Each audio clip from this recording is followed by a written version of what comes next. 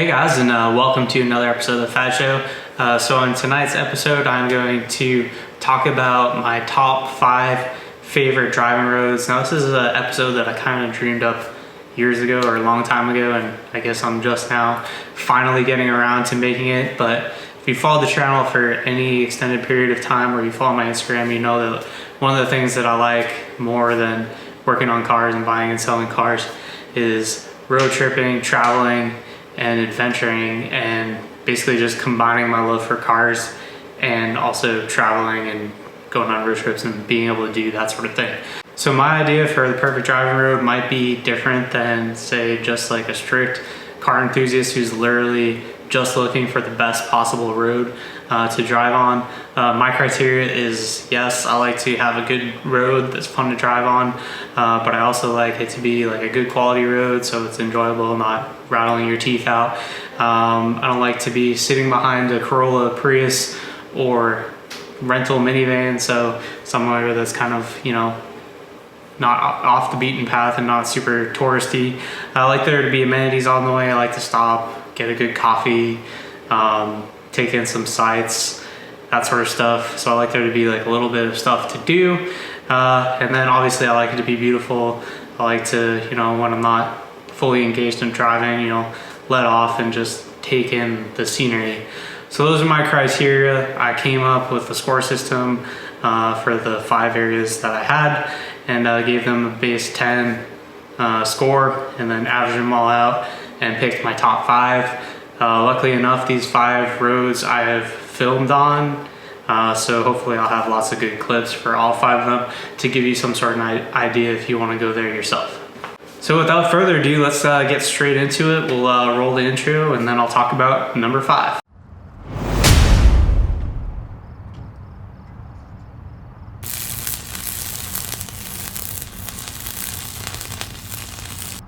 So my number 5 top favorite driving road, this one might be a little bit contentious because if you are just strictly a car enthusiast, you might, or if the only thing you prioritize is driving, you might put this one closer to the top, but for me it's number 5, and that is the Tail of the Dragon in Devil's Gap, North Carolina, right on the border with Tennessee. So the car I drove when I was on Tail of the Dragon, I had my Mark IV TDI wagon, and maybe that might have been part of the reason why I wasn't like, I mean, I definitely enjoyed my time there, but I didn't find it as like overwhelmingly, whatever, like life-changing like some people have. For this, so I'll put up the score right here. So for road layout, I gave it a 5, and the only reason I gave it a 5 is because I didn't think on the Tail of the Dragon there was really that much like variation. It was just like a series of linked hairpins. There weren't any long sweepers or any straightaways, so I kind of docked it there. The road quality was good enough there. Traffic's pretty terrible. I did it on I think it was a Saturday, so might have been my issue, but I went like first thing in the morning and there was just still tons of people on it. Amenities pretty low score also because there's really nothing there. You do have like the one diner and restaurant, bar, or whatever at the base of it, but other than that there's really nothing in the area. And then beauty, there's really not much to see there other than trees. Like, so the Smoky Mountains in general are stunning, but you don't really see that when you're driving because it's just like so much tree cover, you don't really get views of anything. So that was number 5 for me. I mean, definitely, if you're a car enthusiast, I would definitely say that you have to go there. I'm not gonna say I didn't enjoy it. I have plenty of roads that didn't even make this list. So yeah, those pretty much my thoughts of Tail of the Dragon. I thought my car was a little outgunned on it, and just going back to the traffic part, I was definitely the one on this road holding everyone up. Yeah, I mean, I had a GT3 RS behind me at one point, and I was in a Mark IV TDI, so yeah, that was kind of my experience with Tail of the Dragon. All right, moving on to number 4. So for number 4, I went with the Angeles Crest Highway. Again, I had a really good experience when I was at the Angeles Crest Highway, and I would definitely go back there. There's just some other roads that I put ahead of this one. So for road layout, I really liked the Angeles Crest Highway because it gave you different combinations where you had, you know, tight hairpin sections. You also had long sweeper corners. You had straightaways, you even had tunnels so you could admire your exhaust note. It definitely had like every aspect of what you would want in a good driving road. Unfortunately, the road quality on the Angeles Crest Highway is not very good. The road's pretty bumpy and not well maintained. Traffic, it was pretty light the day I went. I actually started, so most people probably come from the LA side and just go out to like Newcomb's Ranch, which is a restaurant like halfway through the Angeles Crest Highway, and then come back to LA because most of the good stuff is on, or you get the idea of what it's about just from the LA side to Newcomb's Ranch. But I came from the valley side up over the San Gabriel Mountains and then all the way to LA. Starting from the other side, there was less traffic, but the feel of the road is pretty much exactly the same. Amenities, I gave it a pretty low score for that because besides Newcomb's Ranch, there's really nothing from LA to the town. I forget what the town's name is, that was on the other side of the mountain range, but there's really nothing in between. And then beauty, yeah, it's kind of just whatever, a high desert, mountainous landscape. It's definitely pretty. And then eventually you get to the point where you can kind of see down into the LA Valley, which is pretty cool. So the car I drove when I was on the Angeles Crest Highway, I had my 2005 997, which I thought was a pretty good car for it. Unfortunately, I had my like road bikes on the roof, so I wasn't going too crazy on it. But yeah, that was a pretty good overall experience. So number 3 favorite driving road for me is probably one that is a little less well known, so maybe you've heard of it, maybe you haven't, but it's the Cherahalla Skyway, which actually starts in Toledo Plains, Tennessee, and then it goes to Robbinsville, North Carolina, and it's actually like right there, like 20 miles from the Tail of the Dragon. So maybe if you are going to Tail of the Dragon, I would 100% go and drive the Cherahalla Skyway, because like for me, I liked it better. Let me know how you feel in the comments below. But for the road layout, again, I gave it a high score. Like the Angeles Crest Highway, it had like good variation where you got some hairpins, some straightaways, some long sweepers. It had it all. Road quality was really good there. There's very smooth roads, and there was no one on it. So unlike the Tail of Dragon, which everyone and their mother was on it, I went to the Cherahalla Skyway the day before I went to Tail of the Dragon, and I pretty much had it to myself. There's maybe a few motorcycles on it, but really not that many cars.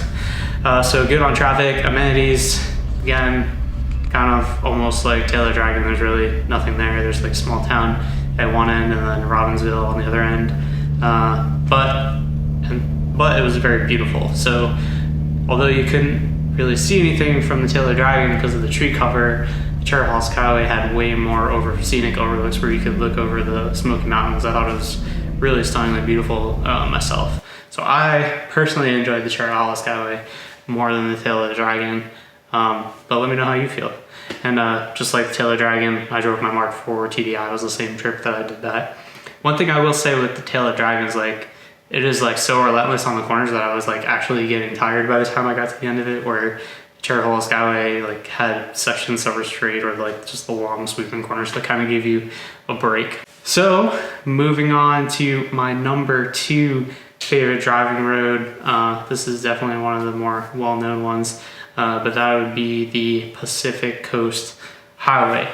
I drove from San Luis Obispo, kind of halfway up California between LA and San Francisco, and then took it all the way up to Monterey, and then I even kept going like north of San Francisco, and then did the section between San Francisco and Redwood National Park. So that was pretty far drive to north of San Francisco. So that's the section that I've done so far. Someday I do want to do like entire route, like all the way up to Seattle, but I guess there'll probably be a time where I have more time in my life. So road layout, again, like I've said about the last 2, Highway 1, it has everything. It has hairpins, sweepers, straightaways. Yeah, it's got it all. So it's got a good variation of corners and road quality there. I guess I gave it a 7. It's good in some sections, not so good in other sections. They frequently have landslides that wash out the road, So some of those sections, it's just kind of like cheap repair work they've done from where the roads got washed out. That brings me to another point. If you are going to drive Highway 1, make sure you check to make sure there's no road closures due to landslides there. So road quality is pretty good. Traffic, this was the worst part about the Pacific Coast Highway. I went in June, and it was during the COVID-19 pandemic, but it was still like packed. It was really hard to get like a gap between cars or whatever where you could drive at your own pace. There was a lot of rental minivans that were slowing people down and people stopping to take pictures, and yeah, traffic was terrible. I was told by someone that if you start from the north side and come down, it's a little bit better, as far as most people do it south to north, and something about the pullouts, I don't know. There's just traffic. That is what you need to expect when you go there. Amenities, there are a little bit of stuff, like yeah, you go like San Luis Obispo, there's a bunch of stuff, and there's kind of really nothing till you get to Monterey. There are like a few like gas stations, I guess, when you go through Big Sur, but they're insanely expensive, and there's a few little tiny shops in Big Sur, but there's not a ton of stuff, and I didn't really stop anywhere in between other than at like the sightseeing lookouts, which those are awesome. Like you have I forget what it's called, but I think it's like McQuay Beach or something like that, where you got like this waterfall that falls down on the beach. That's very beautiful, and there's plenty. You can stop a million different places on your way up there, and there's plenty of great photo opportunities.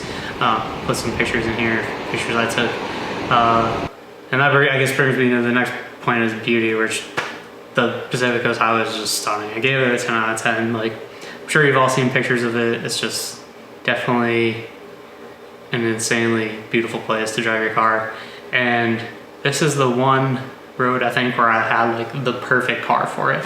Again, I had my base 2005 997 Carrera, and I just thought it was like the perfect car for that. It was just like that California Porsche, naturally aspirated, kind of a little bit bigger, say a little bit bigger than like a Cayman Boxster, but whatever, still small and nimble for, it was just, I just felt like it was the perfect car. I loved listening to the flat six engine kind of like reverberating off the like cliff wall that was like right next to you. It was wicked fun through the twisty bits, had the power for the straightaways, but it was comfortable and surprisingly fit all my stuff for a 3-week road trip.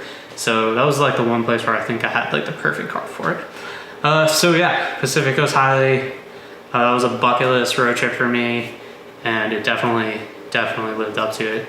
And one thing I will say is I kind of spoke to the Big Sur section, because I think that's like the touristy, iconic one that most people do. I actually think I might have liked like the Northern California section that I did more, mostly just because the roads were a little bit better. There was no one whatsoever. Like the only car on the road was myself when I did it, and it was still super pretty and still like a really good driving road. And that was like right at the base of like Redwood National Park, so that was pretty cool. And I guess that's technically the 101 there. The one turns into the 101. I don't know. I'm not from California, so but if you have the time, I would definitely do as much as you can of it, not just the Big Sur section. So moving on to my favorite driving road that I have ever been on so far, and this is probably going to be one that a lot of people haven't heard of. Maybe you're gonna think I'm cheating because this road isn't in the United States, but I digress. This is my favorite driving road for plenty of different metrics, but it is the Wild Atlantic Way, and that is on the west coast of Ireland. It runs 2,500 kilometers from northern, well, I guess not Northern Ireland, the country, southern Ireland, all the way down to like pretty much like the Dingle and Kerry peninsulas, and it's incredible. Maybe it's because I'm not used to seeing that sort of landscape, but it's just stunningly beautiful. The roads are incredible. There's so much stuff to do. It was awesome. So for road layout, I gave it an 8. I will say there's probably a lot of twisty, narrow. The roads in Ireland are insanely narrow. Like that was probably the first thing you'll notice when you start driving there.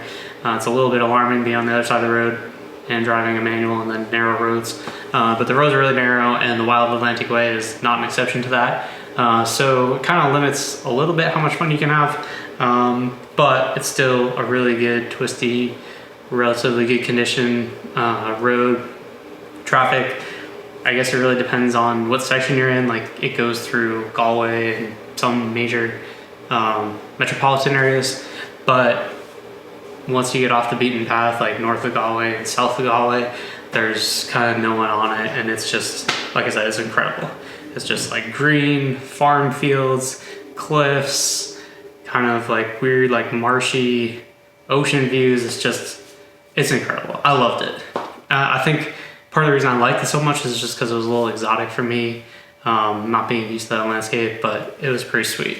Amenities, again, there's so many tourist places you can stop, sites you can see, castles, whatever, good food, good drinks, stop in these small little towns at night, enjoy the beer, and in Ireland there's always live music every single night of the week. All the places and lovers here, all the boys will keep on knocking the door and ringing the bell, show me to a rock. Out she's coming, there's a white as snow, hangs on the fingers and he goes in the pool. Walk on the mountain, she'll say she'll die, rest in the corner with the rope on. Tell me now when I get home, the boys will leave the girls alone. Throw your head and stone the gun. Which are so much fun, and I would highly recommend. Yeah, the Wild Atlantic Way, that was definitely my favorite driving road. I gave it a 10 for beauty because it was just, you can see from the videos, like, it's incredible. The car I drove, it was just an airport rental car. It was a Renault Megane wagon. It was a diesel. Luckily it was a manual. It was cool. It was different. Being from the States, it was quirky. I'd never driven a French car before, so I don't know. Yeah, there was probably a much better car for that road. Actually, probably like my best memory of it was the day we did a section that was a couple hours north of Galway or whatever. We went up, we did some touristy thing, and then we're just driving the coast back down to Galway.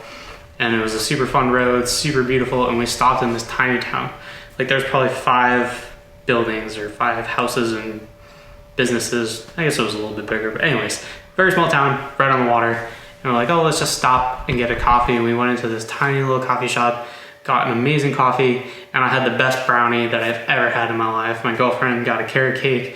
She loved it too, and that was just like the perfect day. We went to like an abbey or like castle, and then we drove this road back down to Galway, and it was just perfect. So, and then like even when you get further down south, in Southern Ireland, like the Dingle Peninsula, which is part of the Wild Atlantic Way, oh my God, it's incredible. So that's my number 1. Hopefully I didn't fanboy that too much. If you get a chance, I would highly recommend get over to Ireland, rent some sort of, I don't think it really matters what kind of car you're in, but if you get something that's relatively fun to drive, it doesn't really matter. I think you're going to more GT this road and just take in the sights. That same time we stopped in to get the coffee and cake that I just talked about, there was a Lotus group from the UK that stopped there, and I was actually thinking like Lotus, I guess it would be kind of rough, but it also would be a really perfect car for those roads just because they're so narrow and twisty.